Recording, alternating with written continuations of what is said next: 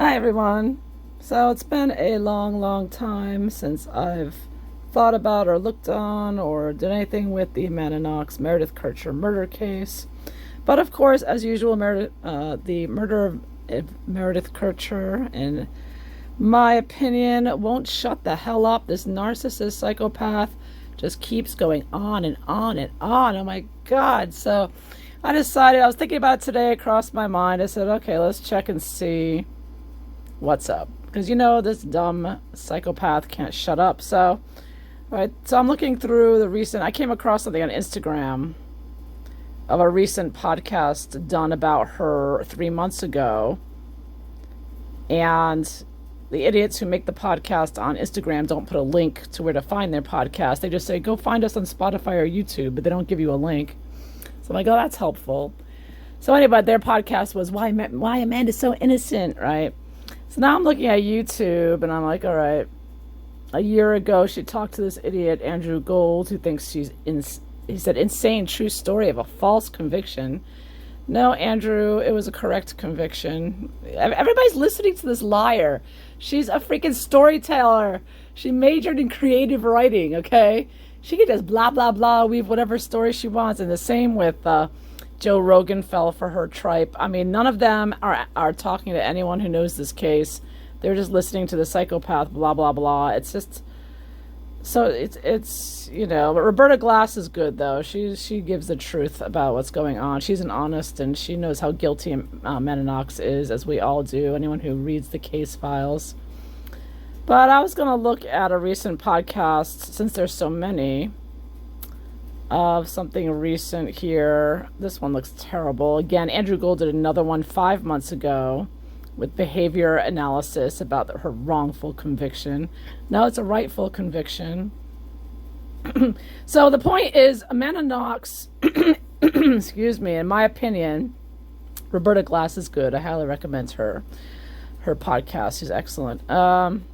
See that if you look at the facts of the case and read the books and read the court manuscripts, transcripts, excuse me, there's no doubt about Amanda Knox's guilt. It's so obvious. The evidence all points to her and Raphael. But she's got the backing for some reason, which I can't figure out.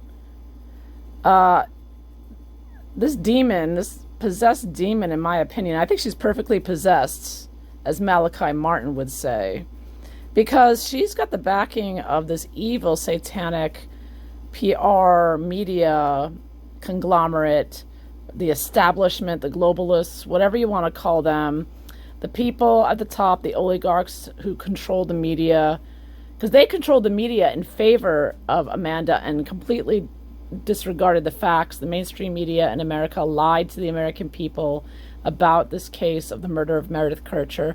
And she continues, and she got this murderer got a $3 million book deal. She got a Netflix documentary where she was all her opinions, and she also brought out a personal video clip of the Meredith Kercher, the murder victim, that no one had ever seen before. Like Amanda apparently, it seemed, had taken video and hadn't disclosed it to anyone because no one saw it in the case files or anywhere.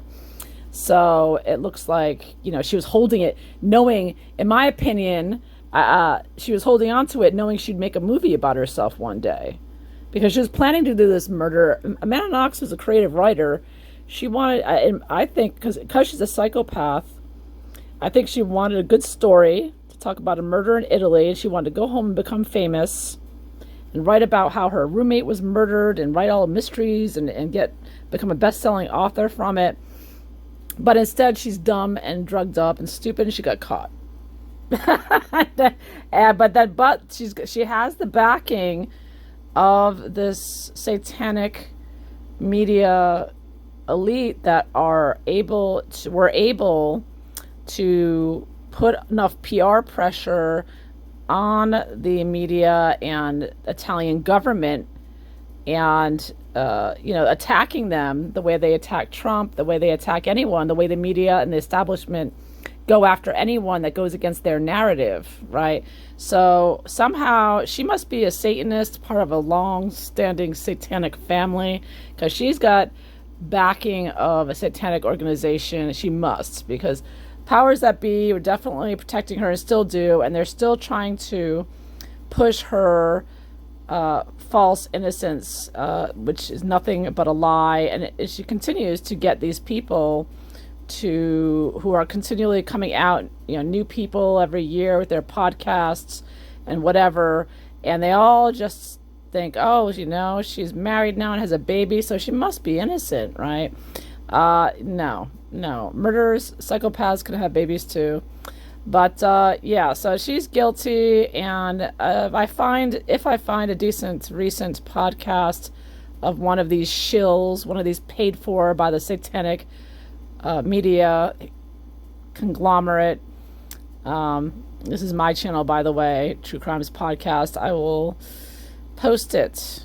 But I'm not doing Joe Rogan. I already did one on Joe Rogan, I believe.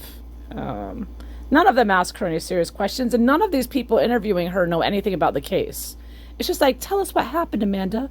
Oh, really? Oh, really? Oh, that's horrible. Oh. It's such a joke. It's such a joke. None of these people know anything about it, so not even worth listening to, unless you just want to make fun of them. But anyways, that's all I wanted to say. If you hear of any good podcasts that I can tear apart, let me know. Take care. Bye-bye.